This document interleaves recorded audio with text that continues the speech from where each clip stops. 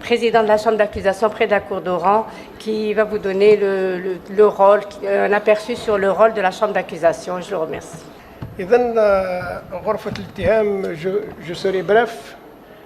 Comme devant la chambre d'accusation, on fait uniquement des remarques, parce que la procédure devant la chambre d'accusation, elle est écrite, c'est une procédure écrite et non pas orale, et la seule oralité, c'est bien les remarques. Je vais faire des remarques. ولكن سمحوا لي قبيله أستاذ وهراني استفزنا وقال واحد الأشياء وهزتنا، فكرتنا بأنه كتير وفكرتنا بلي. أنا تفكرت واحد الحادثة قريتها مرة. Lors de la Deuxième Guerre mondiale, Churchill était Prime Minister في بريطانيا، كان داير اجتماع début à la guerre، دعوة مستنفرة والجيوش قاعد تحرك وقاع. Il a demandé au ministre de la Justice, قال له Monsieur le ministre, comment va la justice? Et celui-ci lui répond, elle va très bien, Monsieur le Président. Alors il a dit sa fameuse phrase, nous gagnerons la guerre. Je vous laisse le soin de réfléchir à cela. في كل مجلس كاين غرفة الاتهام واحدة أو أكثر على حساب أهمية المجلس. كما مجلس وهران فيه 3 غرف اتهام، وممكن لو كان كاين القضاة يزيدوا يدوروا حتى 4 ولا 5. في مجلس قضاء الجزائر أيضا مجلس كبير فيه غرف.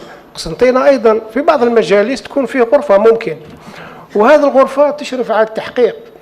احنا عندنا في الجزائر نظام تاعنا دو تراديسيون فرونسيز لاتين، سي لو جوج دانستركسيون كي est un juge de siège، هو اللي يدير التحقيق، ويدير التحقيق كدرجة أولى، ودرجة ثانية تراقبه غرفة الاتهام في الأعمال القضائية اللي يديرها. دروك أنا جو vous apprends rien على لا chambre d'accusation. كاين دي جون اللي كي سون بلوس أونسيان كو موا. واش غادي نقول لكم من التعديلات اللي جات جديدة في القانون، تعديلات مهمة. كاين الناس اللي يسميها ثورة، فعلا ثورة. La première fois, on introduit, le législateur a introduit l'appel à témoins. ما كانتش كاينه. كل واحد ممكن الصحافه دير نداء للناس اللي شاف كذا كذا كذا، ولا اللي شاف سياره معينه تستاسيوني في المكان معين كذا بتاريخ. هذا لابيل ا تيموان. داروا لو تيمانياج انونيم، سي اون تكنيك نوفيل كاينه في بريطانيا، كاينه في لي زيتازوني. داروها اول مره جديده في الجزائر. غادي من بعد ينظمها تنظيم سورا ريغلومونتير بارفوا ريغلومونتير. النص يقول ذلك. لا شومب داكوزاسيون كيما قلت انا ما نعلمكمش اشياء، وجو سوري طري بريف، ما نعلمكمش اشياء جديده. كاين برك نشير باللي حنا في الجزائر انا درنا لي بول سبيسياليزي فيهم دي ماجسترا سبيسياليزي دي بيناليست دو غروند اكسبيريونس اللي يشرفوا على هذو لي بول على مستوى التحقيق وعلى مستوى غرفه الاتهام بكل تواضع. وهذه غرف الاتهام يشرف عليها عموم الرؤساء المجالس. غرفة الاتهام تاع البولي راسها احنا عندنا رئيس المجلس، وعندها نوي تري اتونتيف فيجيلون سور سيت شامبر. دونك وتختص هذه بالكريم اورغانيزي، بالارهاب، بالمخدرات، بالجرائم العابرة للحدود. هذا واش نقول لكم باللي التعديل الجديد ركز بزاف على استقلاليه لي ماجسترا دو سياج. قال على الباركي سيرتين بريروغاتيف، ما نقولش قلعها لهم، ولكن نظمها لهم وعطاها لو سياج. مثلا لو موندات ديبو تاع في ماتير دو فلاغرونس سي ان جوج دو سياج كي بيان سور ان جوج ما يخضع الا لضميره وللقانون، ما يخضعش لتعليمات. ان بون جوج qui fait son travail avec conviction.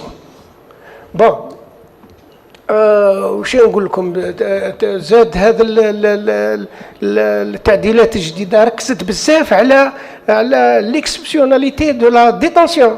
ركزت باللي الحبس مؤقت راهو اجراء استثنائي جدا.